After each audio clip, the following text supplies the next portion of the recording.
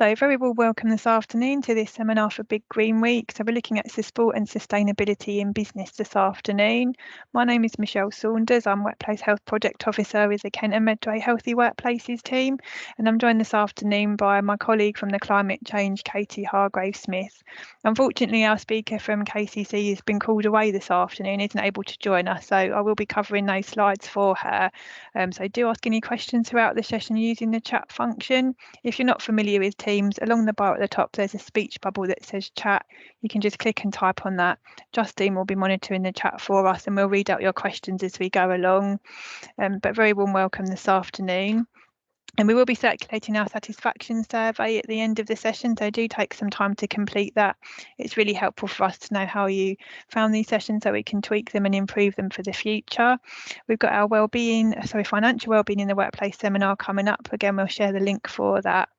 And if there are any other seminars or topics you particularly like to see presented, then please do let us know, because we'd be happy to add topics of interest to our diary. Just some very brief housekeeping this afternoon. So as I've mentioned already, we'll be using the chat function for questions. Do keep calm, make sure you've got a drink to hand. If it's lunchtime, feel free to eat during the session if you wish to. Do try and stay on mute, particularly if you're in a noisy environment in a shared office. I apologise if I've got any background noise. I'm in the office today. It's an informal session. Don't feel that you're chained to the desk. If you need to use the facilities during the next 45 minutes, that's fine. Take notes. We'll be circulating some resources afterwards. And as I've already mentioned, do take the survey. Your feedback's really invaluable for us. So the agenda for this session, so we'll do some introductions. Thank you for those that have introduced themselves in the chat. We'll be looking at the importance of sustainability for business, sharing some top tips on how to get started, best practice, and looking at some business case studies. We'll go through some local support available and additional support in Kent through the Low Carbon Kent initiative. And then we'll just wrap up with some signposting and have a chance for any questions to be asked. So I know a number of you are already involved in the Healthy Workplaces programme. So this seminar is brought to you by the Kent and Medway Healthy Workplaces programme, which is a programme commissioned by KCC and Medway Council and endorsed by what was previously called Public Health England and is now the Office for Health Improvement and Disparities, which is part of the Department for Health. So we provide support to businesses of all sizes and sectors across Kent and Medway, looking at workplace health needs via the Kent and Medway Workplace Wellbeing Award. And I've got a number of award holders on the call today. It's great to see some familiar faces. We take businesses through the awards process, making sure you've got the basics in place to be a healthy workplace, encouraging you to make pledges which are right for your staff and your team, and then looking to encourage you to go a bit further than that, looking at how you might influence health and wellbeing in the wider workplace and be corporate and socially responsible in the Kent and Medway business community.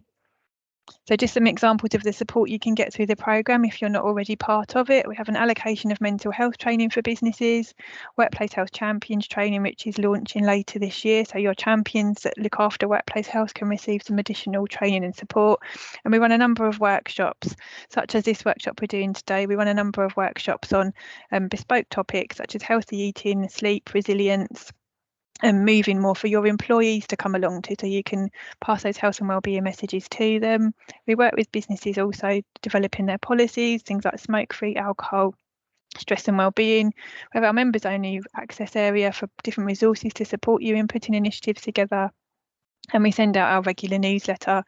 And whilst doing that, we work in partnership with the local Stop Smoking and Health Checks team, run a number of physical activity challenges and sessions. We have our October challenge, which starts on Saturday. So if you haven't yet seen that, it was in our recent newsletter, but we can share the link to the challenge at the end of this session. So more teams taking part, the better, competing with one another and just engaging their team through some physical activity and a bit of fun.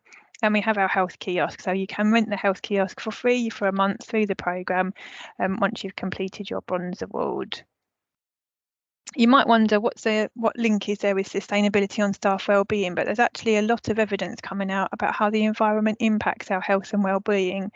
So the World Health Organization says that healthier environments could actually prevent almost a quarter of the global burden of disease.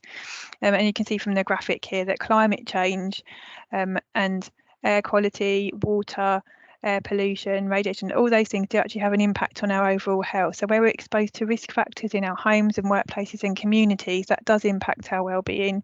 And equally, the other side of the coin is if we're shown to be looking after the environment, that caring for the world around us, that gives us that well-being boost also. So twofold really, the environment impacts our health, but we can impact our health through caring for the environment at the same time. Study by the University of Kent showed that higher levels of engagement by employees in sustainability had an effect on their well-being in a reciprocal way. So it was a win-win for sustainable businesses and obviously for all our futures as well. So I'm going to pass over to my colleague now. So Katie Hargrave-Smith is our Climate Change Officer here at Medway Council. So she's going to just talk to you, and then I'll be covering the other section as I said earlier. Thanks, Katie. Perfect. Thank you, and thank you for having me. So I work at Medway Council for our climate response team, and in Medway in April 2019, we declared a climate emergency, which we then followed up by committing to the Kent and Medway Energy and Low Emission Strategy with Kent County Council. So we're working together all across Kent and Medway to respond to climate change with a clear and achievable timeline. And then in June 2021, we released our first climate change action plan, which we have actually since refreshed in this summer in July 2022, which is publicly available for anyone who wants to have a look at what Medway Council is doing. So in our action plan, we have 11 priority areas. And as you can see, supporting low carbon business is an area within our action plan, which is highlighted there. So if you're interested, if you head to our website, you can see what we have planned to make sure that we are supporting businesses in Medway and how we can make sure that they're being as sustainable as possible. So the reason why it is so important that businesses are getting involved in climate change is because in the UK, businesses contribute to about a third highest contribution to emissions. And then globally in COP27, which is the COP26, sorry, the Conference of the Parties that took place in Glasgow last November, it was shown that kind of governments and businesses globally aren't meeting their targets. So we really need all of the kind of global businesses and governments to be coming together and kind of responding to climate change. And if we move on to the next slide. Perfect. So while it's important just from a global position that you respond to climate change, there is actually a lot of business benefits to responding to climate change as well. So not only will it be supporting our planet, but it will actually be supporting your business as well.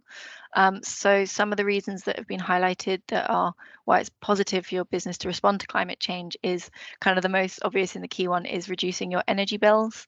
So with the kind of rising costs in energy, this has really brought this to the forefront, but by becoming more sustainable and reducing your emissions, you will also be reducing your energy bills. By investing in renewable energy, you are removing your kind of reliance on gas and fuel. So that will again make your business much more sustainable and in terms of environment and in terms of business. And then improving the public perception of your business. So that again, we see that kind of branding is a very important part of business and that people do respond to businesses that are shown to be who have social values, who respond to climate change, who are sustainable. And that moves on to the next point of it increases your appeal to customers and to employees. So this is twofold really. Consumers, studies have shown that consumers are becoming more and more likely to shop with companies that they believe have strong values which support sustainability, which support climate change, and that they will be willing to pay a premium for that if they do trust that it's that. And I think greenwashing is an issue that we have when it comes to businesses. So it's making sure that you are being very transparent about what you're doing and the impact it's going to have so that consumers can make those choices to shop and spend their money with companies that they do trust, but also with employees. So as Michelle said, employee well-being is really key. And throughout the pandemic, we start to see a shift in employees and workers and that they want to start working for companies that align with their values. And sustainability is a very core value. So if you're looking to kind of hire new talent, making sure that you're open about your sustainability and the efforts you're making will make you a much more appealing business to consumers and to employees. And then being prepared for future laws. So as governments start to respond to climate change more, laws are going to be coming into place. So at the moment, we've seen that the UK has said that they will be putting into law that larger businesses have to be transparent about their impacts that they're having on climate change. And a lot of the laws that we've sort of seen and heard about are currently focusing on large businesses. But we know that it's highly likely that in the coming years, these laws are also going to come towards smaller and medium-sized businesses as well. So SMEs soon will be impacted by laws, and therefore by kind of taking these steps earlier before you're required to by law, you'll be ahead of the game. You won't be competing with other businesses who are kind of scrambling to get these procedures in place, and you'll be in a much more comfortable position when these laws come in. And that kind of leads on to future-proofing your business. So there is going to be devastating impacts from climate change. Even if we kind of meet our targets, we know that these impacts are still going to be happening. So it's by responding to climate change, not only are you kind of reducing these future impacts that will impact your business, but also you could be getting ready for the impacts that you know will be happening. So some examples of this could be to do with the recent heat waves. We are going to continue to see heat waves becoming more and more often in the UK.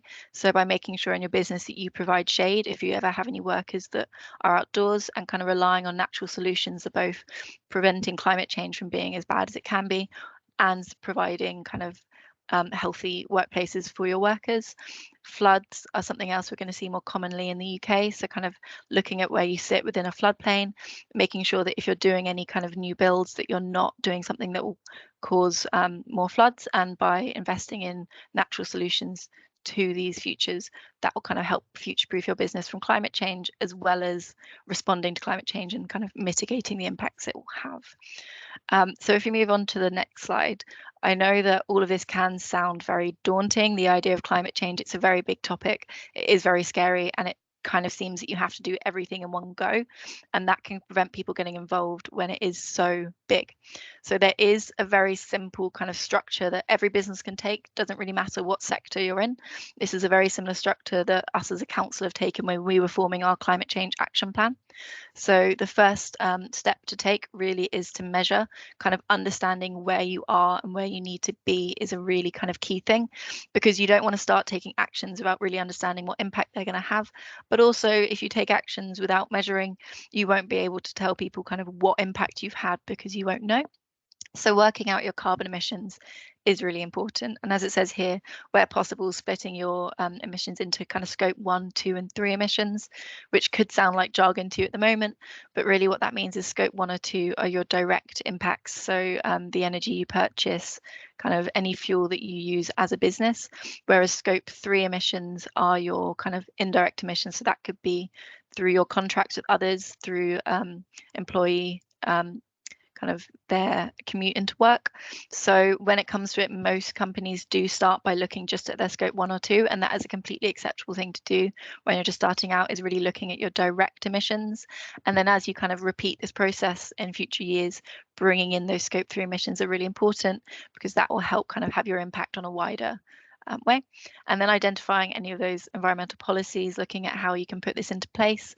And we go on to step 2 of making that plan. So identifying what you want to do and why, setting targets with clear outcomes. So we say SMART goals. And what that means is specific, well-defined, clear, unambiguous goals. Measurable, so something that you know you'll be able to look at and see the impact it has and measure it, and then kind of change your ways to then respond to what you've measured. Achievable, so again, you really want to be able to know that you're actually able to do something, especially if you are committing in a public way. You don't want to commit to something that you don't know if you can do or not. So really making sure you make sure these goals you set are achievable. Realistic, so making sure you can do it within a realistic timeline. So you're not saying you're going to do something the next couple of years that really you're going to need much longer for. So sitting down and really thinking when you can do it and how. And finally, timely, so getting into that timeline. And then once you have this plan, kind of engaging with everyone you can. So engaging with your employees, making sure they understand what you're doing and why. If it's going to impact them, that's something, again, you really want to get their say and get their feedback on. Make sure it's a very holistic approach and that everyone has that chance to get involved. Consider having a sustainability champion or having a committee, so that it really can be guided by what your employees want and what is best for everyone. And engaging with your supply chain. So this would be really looking at your indirect emissions, but engaging with your supply chain can have a really great knock-on effect. So as a business, you might be part of somebody else's supply chain, and you might have already seen that people are asking you to have more of a sustainable outlook and be providing them with more sustainable products. But as well as you can be part of that and calling on other businesses to do more and kind of putting that pressure on, and also working with other businesses. So if they say that they're not available right now, saying to them that in future you really would like to see this more sustainable form of kind of product from them. And then finally, with your consumers, so highlight your plans, provide updates, make sure they know what you're doing, make sure you're kind of getting that benefit of being environmental, is that you are sharing it and that people know, and also feedback from consumers, making sure that they have a say in what you're doing and that you're kind of responding to what they want as well. And then reviewing, so having regular checkpoints. Within the council, we do review our action plan kind of every 3 months. We get updates, and then annually we have like a proper look at it and kind of check in on where we are, making sure that if you set those targets with timelines, you look and make sure you're achieving them, you readjust them, you are kind of really looking at what you're doing and embedding everything into your strategies, and that you are being held to account. So if you have kind of failed to meet a target, that is okay, it does happen, but understanding why, sharing that, and talking about what you're going to do to address that in future. And then finally, celebrating your success. So again, this might seem like a lot of work. So it's making sure that you are taking those moments to celebrate your success. If you have a sustainability champion, making sure you're celebrating the work that they're doing and what they're doing to support your business, because it will be improving kind of your brand. So making sure that they are kind of getting that praise for that. And then consider sharing it with the wider community, making sure that you are telling people what you're doing. In Medway at the council, I love hearing from businesses what they're doing and how it's impacting their emissions. So contacting your local council so that they can also share on your behalf is a really key thing you can do. So again, I know I said at first this is a way to stop it seeming daunting, and this might now even seem even more daunting, this kind of 5-step plan. But if we go on to the next slide, this isn't something that you have to do alone. This isn't something you have to go away and work out by yourself and take part in. There is a lot of options out there for support. So we've kind of put them into 3 sort of levels: your international support, your national support, and your kind of regional, very local support. So to start with international, we have Race to Zero, which is a UN-backed global campaign to rally leadership from businesses, cities, regions, charities, everyone kind of together in this, and they have lots of resources, lots of case studies, lots of support there on a very international scale. But on a more national scale, they endorse these next 2 companies, the UK Business Climate Hub, also known as the SME Climate Hub, and Planet Mark. So these are part of Race to Zero, so you know that they are a good option if you are looking for outside support. So the UK Business Climate Hub is for SMEs, so it isn't for larger businesses, unfortunately, but it is for SMEs, and it does provide a lot of support.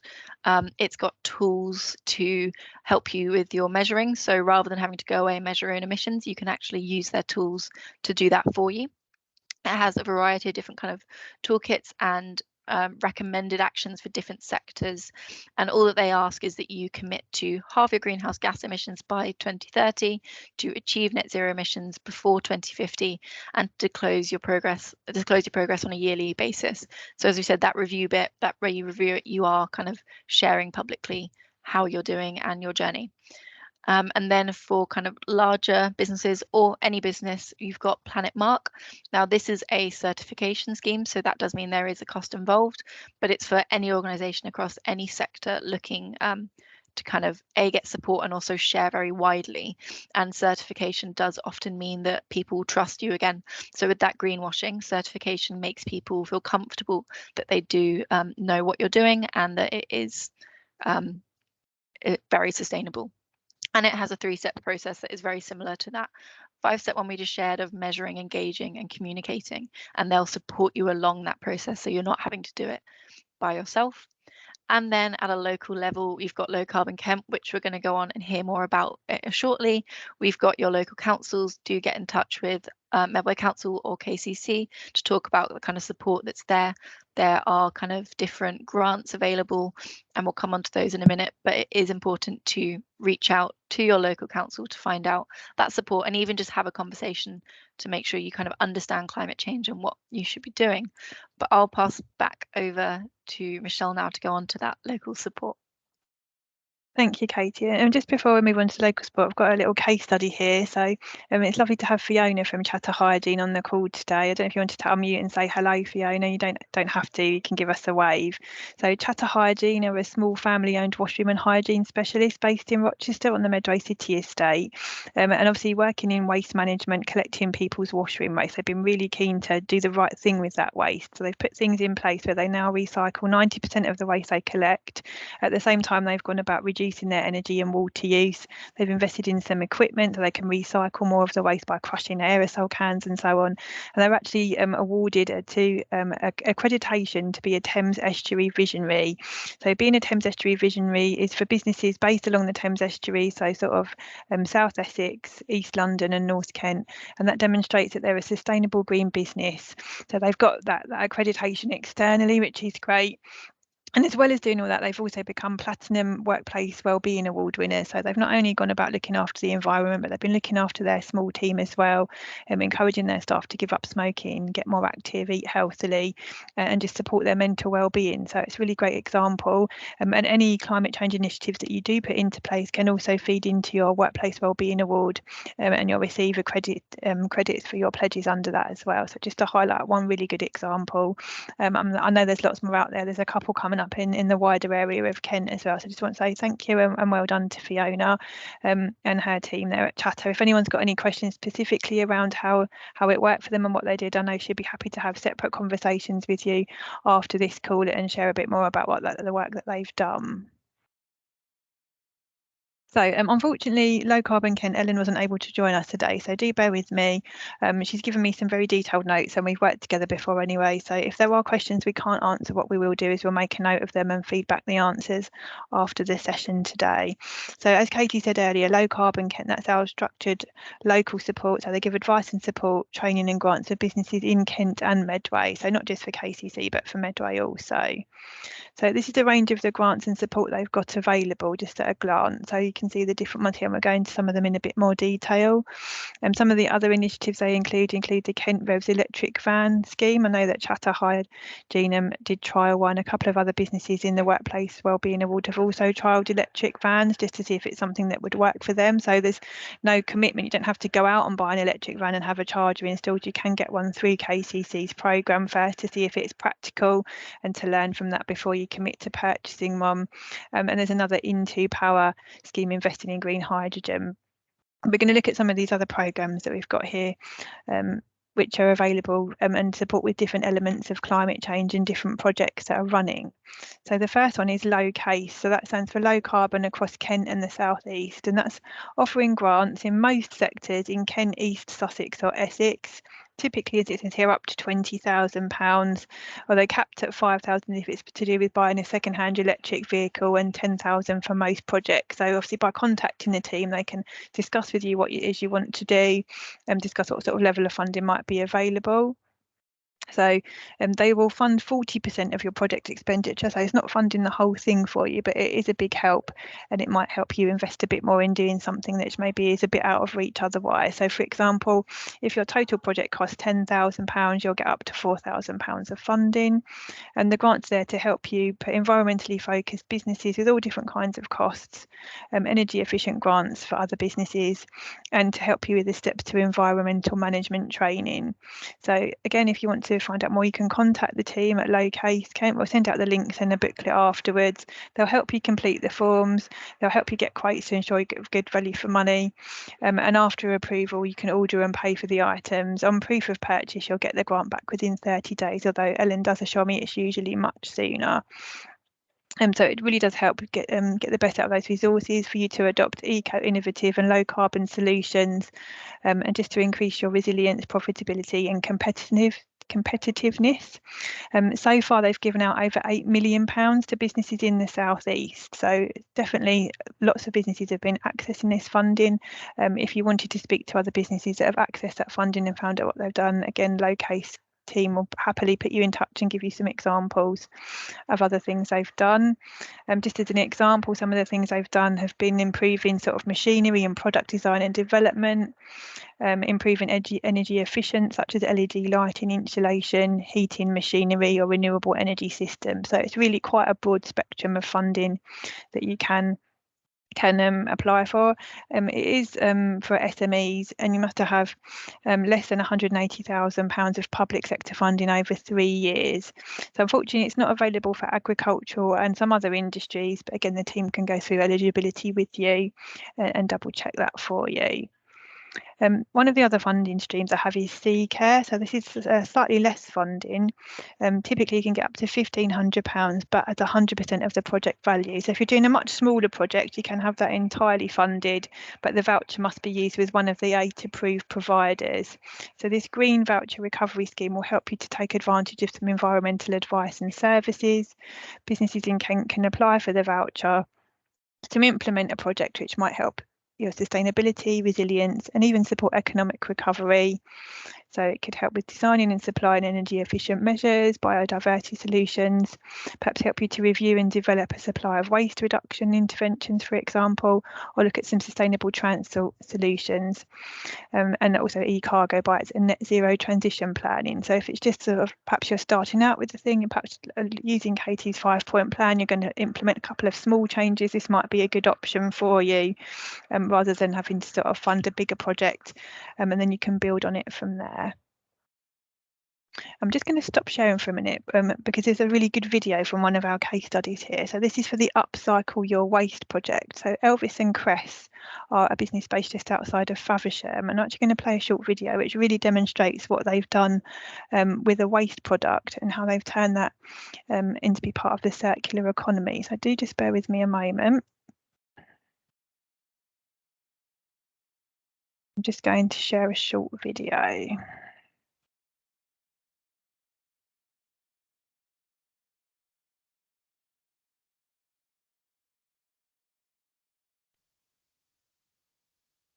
Essentially, Elvis and Cressy does 3 things. We rescue, we Can everyone hear that okay? transform, and we donate. For the fire hose range, we rescue decommissioned fire hoses that can no longer be used in active duty. We transform them into a range of luxury lifestyle products, and we donate 50% of the profits to the firefighters charity. In the case of the fire and hide range, we collect leather that would otherwise go to landfill. We transform it into a system of pieces that we can reassemble into beautiful products like this. And then we donate 50% of the profits to Barefoot College. Last year, that allowed us to create 3 scholarships for women to train as solar engineers.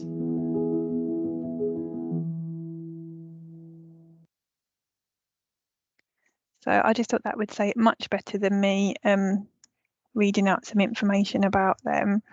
So I'll just go back to sharing the slides if you just bear with me one moment.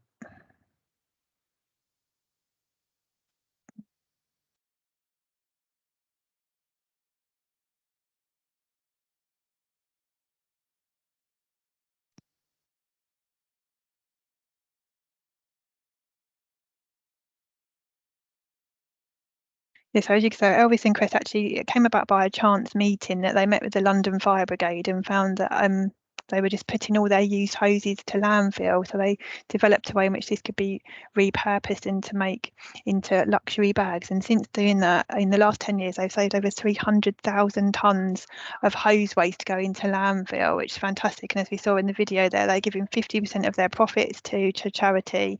And from one of their other projects, they've been able to fund people in deprived countries to actually go to college and develop their skills. So fantastic bit of work to get involved in. So you might have something that you think is waste that's no good for you. Speak to the team, look at the Upcycle Your Waste project. There might be ways which can be repurposed and used by someone else to cut down that waste and to make that product usable. So it's a way of matching businesses who have waste and those who want it through a consultancy fee. it's a sort of circular economy, so that we're using all our resources as best we can, and then in turn cutting carbon. So a really great scheme there to be involved in. Another good case study that we've got here from a significant, so this Woodpeckers of Kent, so they're a wood recycling community interest company. They benefited from some low case funding. As you can see on their building there, they've had some solar panels installed, so they're cutting their energy bills by using solar, being much greener. They trialled a Kent Revs fan, as is beautifully shown in the picture there, charging from their solar panelled roof. They also made some upcycle planters for a traffic calming scheme in a nearby village. So they use it again in the local area, and in 2021 they collected 23 metric tonnes of wood from different sources, which was the equivalent of saving 60 wagons worth of coal in terms of carbon. And all of their wood that they collected recycled, so about 42% of the wood they collected reused and 58% is recycled, so it's turned into products like wood chip for gardens or made into chipboard and used in construction. So some additional resources that are available for you.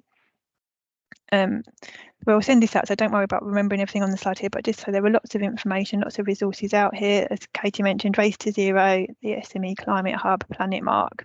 We've got some case studies that you can look at, both for Kent and for Medway, and then there's some information around the local steps environment training scheme.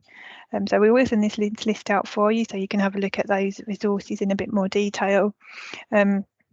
But for those concerned about their energy use, do use the UK Government Energy Efficiency Guide, which is really helpful, and also the Energy Savings Trust have some really good guides. Have one for employees as well, so you can get your employees to think about their own energy use, perhaps just in their working practice. With more of us working at home, it's something people will want to consider, and in the way that we commute to work. As Katie said, there's those different scopes of energy use for a business, so not just what you make directly, but your indirect costs. For businesses interested in reducing their carbon emissions, look at the Energy Savings Trust in terms of transport, and also the Kent programme of Driving for Better Business. So there are some training and some tools there where you can have training for your drivers. If you've got a fleet of drivers, you can support them with driving more smoothly, being more fuel efficient, and again cutting carbon and just being a bit more corporate and socially responsible. And there's our links here. So if you have any further questions from today, we're obviously happy to take questions in a moment, but if you've got questions and you don't want to ask them now, or you want to find out more information about any of these programmes, do contact us. So it's workplacehealth@medway.gov.uk for the Kent and Medway Healthy Workplaces programme, climatechange@medway.gov.uk for Medway climate change questions, or lowcarbon@kent.gov.uk for asking questions of the Kent team. We will be sharing the Low Carbon Kent brochure with all of you this afternoon. That will come out with a recording of today's training if you want to re-watch it and catch any bits that you may have missed or want to go over. That brochure will be yours to sort of keep and share with your business. As we said, please do take the survey. You can either take down the link or scan the QR code. It's really good to have feedback from these sessions. We like to sort of shape them and help you to get the best out of them. And if you haven't booked onto our next seminar yet, we'll be looking at financial wellbeing on the 13th of October. Still plenty of time to book on and attend. Were there any questions from anybody before we finish up this afternoon?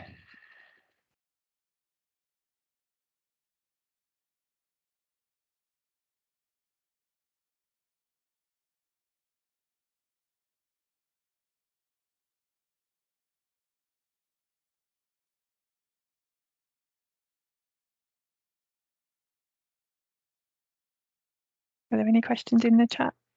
No. Well, thank you so much for attending. Hopefully you've picked up some useful tips and some useful things you can have a think about.